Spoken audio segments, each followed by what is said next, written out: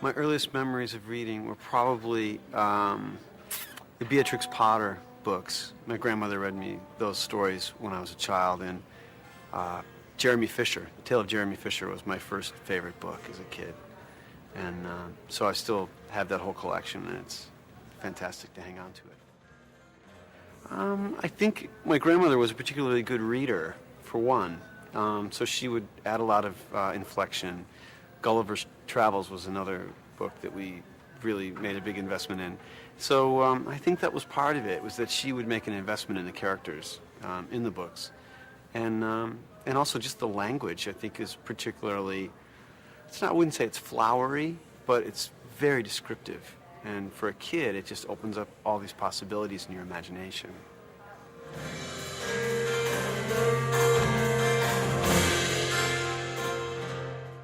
We do a lot of reading at my house every day. It's either 2 or 3 books. And my daughter, who's 6, is starting to read on her own now quite a bit and starting to write her own things.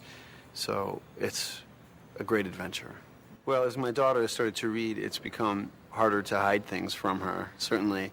We would love to spell things out if there was something that we were trying to keep from the kids, and now, she's spelling things out to hide them from me. So the tail's wagging the dog, as they say, and it's good fun. It's a great challenge, but it's also great to see her mind open up as she discovers these books and also tries to express herself on the open page.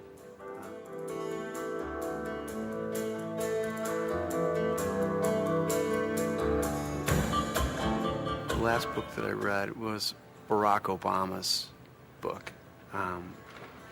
And talk about a well-written book. Fascinating to read his life story and hear about his father and his whole journey.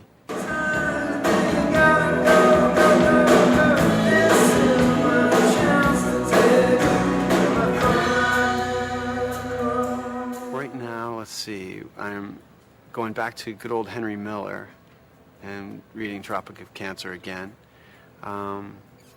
And we have a lot of poetry books in our house, Yeats and Wordsworth and Shakespeare.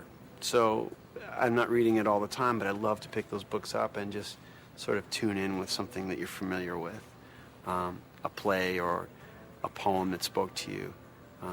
Those things become signposts in your life, and they anchor you in times of question or when you just need to sort of lock into a different frame of reference.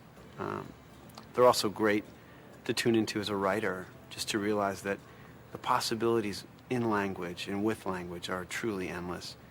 And you don't ever have to feel trapped by your own psyche or your own experience. Well, sure. My folks used to subscribe to the Smithsonian Magazine, and a friend of mine had sent me a poem by Pushkin, and it was also accompanying a piece that he was working on.